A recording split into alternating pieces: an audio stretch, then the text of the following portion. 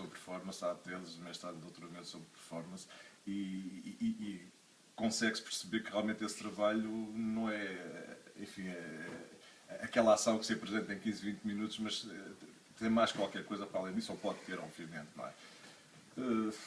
Eu não sei se quererás também referir esse aspecto, porque isto também Quer dizer, podia dizer duas ou três coisas. Ainda em relação àquilo que foi dito por José e no Nelson, em relação ao impacto, eu acho que há uma coisa muito importante, que é, atualmente, a nossa ecologia de mediação está a mudar. E, portanto, o livro e a informação impressa deixam de ser tão importante.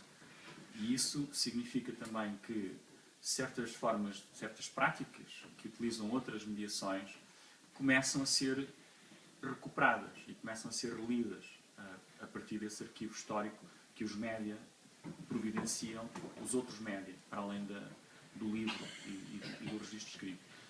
E eu acho que um dos motivos porque estas práticas não entraram, digamos assim, no cânon tem a ver com isso. Tem a ver com as suas formas de mediação não passarem pelo instrumento principal da canonização, que é o livro. Mas, à medida que os médias se vão tornar a mediação do vídeo, do áudio, a transmissão digital dessa informação, é possível reler muitas destas práticas e destas obras, porque a ecologia dos média muda. Aquele arquivo que está em construção, o POEX, vai ajudar também a tornar mais visível aquilo que foi o conjunto da produção. Agora, em relação à relação entre o efêmero e o marginal, é mais difícil de articular, não é? Quer dizer, há uma dimensão do trabalho da arte contemporânea que é jogar com o efêmero, não é? Portanto, é jogar com aquilo que acontece singularmente.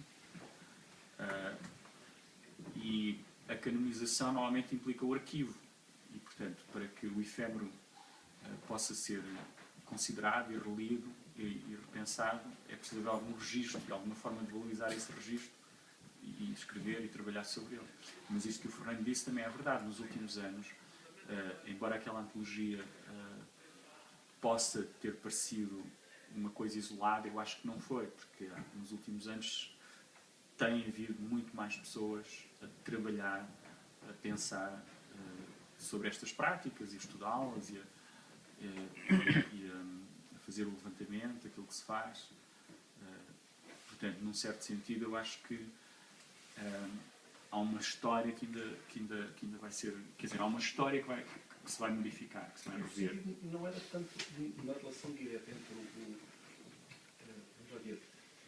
é uma forma de poética marginal porque efêmera, mas ou melhor, provocatória porque efêmera e assim marginal, mas tem-se mantido sempre provocatória e portanto essa é uma constante, uma tendência constante. Portanto, irá continuar marginal sempre. Exato. Irá continuar sempre marginal.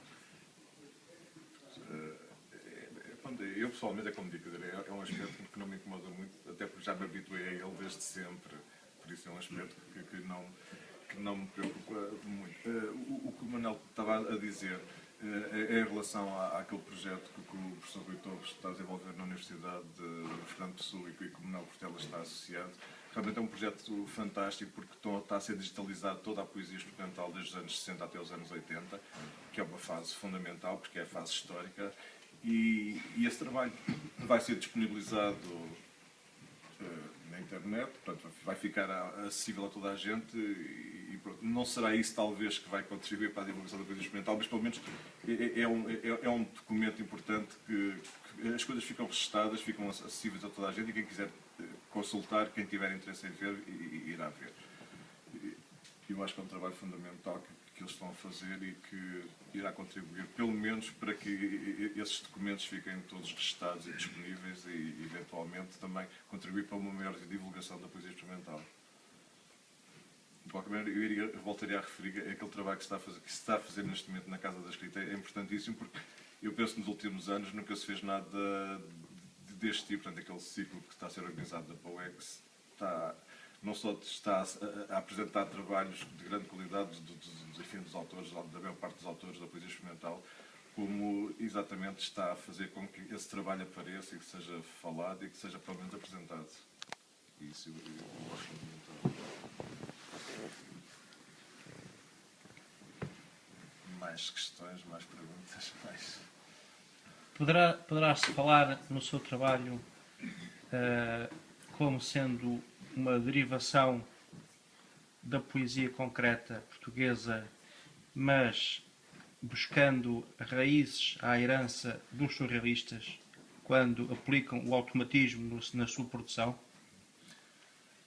Bom, eu, pelo que conheço os poetas experimentais, muitos deles estiveram ligados ou tiveram alguma influência no início do surrealismo, inclusive o José Alberto Marques sempre disse que gostava da poesia surrealista, da arte surrealista e que se sentia influenciado pela arte surrealista.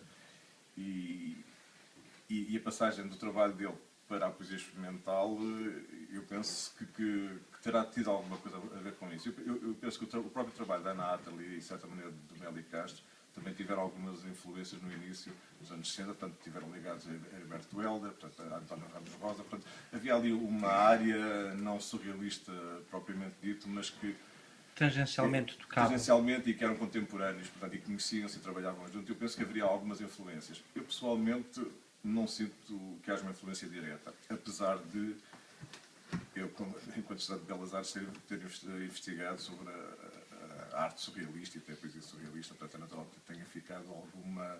Eu gosto do surrealismo, portanto não me incomodava nada que tivesse influências dos poetas e dos pintores surrealistas. Pelas obras que demonstra, que apresenta no Revisitación, que são provas, muitas delas são provas tipográficas, sobre provas tipográficas, que imagens propostas ao acaso, sem qualquer controle. Portanto, retira-se aí logo o automatismo, que é uma das bases do surrealismo. E depois desse suporte, então o Fernando trabalha com a sua experiência concreta, da poesia concreta. Portanto, e daí que eu abordei nesse sentido. Portanto, é intencional ou é apenas uma técnica? Poderia fazer essa ligação pelo lado da técnica. Portanto, os surrealistas, os dadaístas utilizaram bastante a colagem, os surrealistas também, portanto, os poetas experimentais estão a utilizar a colagem. Em termos de técnica, somos influenciados, obviamente, por essas correntes artísticas que nos antecederam, não é? Nesse ponto de vista também há um acaso realmente, porque há muitas destas imagens que são retiradas de provas tipográficas, que são provas tipográficas que é feito ao acaso, em que eu as recuperei e que as trabalhei, claro, selecionei aquelas que me pareceram mais interessantes e foram trabalhadas. Aí há um acaso, mas não há uma... Eu penso que não tenho uma influência direta do surrealismo, mas também não me incomoda se eu tiver, porque não tenho... Eu gosto de surrealismo, gosto dos poetas surrealistas, gosto da arte surrealista, gosto de Cruzeiro Seixas, de Cesário, portanto... Claro. Mas e depois há outra componente que é a descontinuidade entre as imagens, não só nestas que apresenta aqui na exposição, mas nos outros trabalhos anteriores, nos livros que têm expostos. Há uma grande linguagem descontínua entre os elementos que reúne em cada uma das produções e o que dá bastante mais força. Portanto, daí que eu pergunto, erradamente ou não, mas pergunto, está a fugir um bocado à essência da poesia concreta com derivações do surrealismo ou apenas é um caminho que... Não, eu penso que estou à procura de caminhos diferentes e vão surgindo séries de trabalho. Eu gosto de trabalhar por séries e isso eu penso que é mais ou menos visível nos livros ou nos catálogos. Mas o meu trabalho é sempre uma procura, quer dizer, não vou cair quase na redundância de dizer que faço experimentalismo, porque é essa a minha preocupação, mas realmente eu estou sempre à procura de soluções novas. Eu penso, aliás, que os outros poetas visuais também. E isso leva-me a expressar-me de diversas maneiras, de diversas formas, da parte quer esteticamente, quer conceptualmente ou até tecnicamente, e poderei tangencialmente passar por áreas como o surrealismo ou o dadaísmo. Aliás, a própria poesia sonora, que nós em Portugal não temos uma grande tradição, mas também já virados dadaístas e surrealistas. Pronto, os surrealistas, então, alguns surrealistas utilizaram a fonética, a voz para expressar os seus poemas. Portanto, tudo isto, eu penso que tudo isto contribui para o nosso trabalho da poesia experimental, poesia visual, enfim, concreta, também com a influência dos poetas brasileiros. Mas não me preocupo muito em pensar se há influências ou não. Se eu penso que há um caminho estético que me interessa explorar, eu exploro. Se parecer ou sugerir surrealismo, cubismo ou o que for, não. Está bem, está bem. Obrigado. Não tem problema. Vou-te fazer uma pergunta só para em ar de provocação. Quando, por exemplo, estamos a ver este livro que lançaste em Espanha e vemos o Estratégia do Gosto, independentemente da desconstrução que fazes, da própria ironia, da sonoridade que falaste e muitos dos poemas que, por exemplo, nós podemos encontrar na Estratégia do Gosto, nessa sonoridade, na leitura, etc, etc. Mas quando se publica um livro como Estratégia do Gosto e da forma como se publica, onde se publica, etc., é para dizer assim, alto, que eu estou aqui. Isto é uma pergunta de provocação. De certa maneira, qualquer livro que se publica, ou qualquer catálogo é para dizer, olha, estou aqui. Sim, não é isso que eu quis dizer, Fernando. O que eu quis dizer é, no sentido dessa dita marginalidade, essencialmente nos trabalhos, quer dizer, que estamos ali na... Este trabalho é um trabalho mais visual e, portanto, mais Exatamente, marginal, exatamente. enquanto que o trabalho de Ou estratégias a do tua gosto... parte performativa, etc., que é ainda mais Eu percebi a efemera pergunta, eu também respondi um bocado a brincar, mas percebi a pergunta. Enquanto que no livro Estratégias do Gosto há uma poética mais verbal, mais experimental. independentemente da desconstrução Exato, que faz e claro. do jogo que faz de sonoridade, etc, etc. Mas olha, esses poemas foram poemas escritos ao longo de quase 30 anos. Portanto, eu não tenho uma grande produção de poesia verbal ou poesia experimental, verbo-experimental, digamos assim. E quando surgiu a oportunidade, aliás, esse livro primeiro foi publicado no Brasil e 6 meses depois foi publicado cá.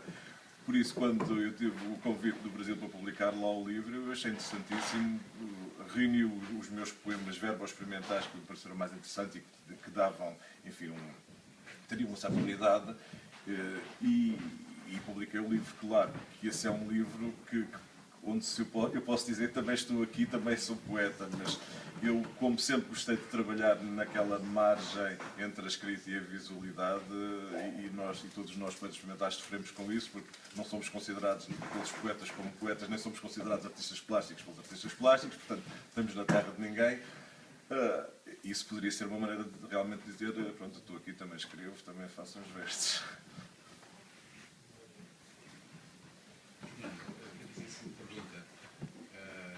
Fernando é autora é coordenador, juntamente com a Silvestre Pestana, do livro Poemografia, de 1985.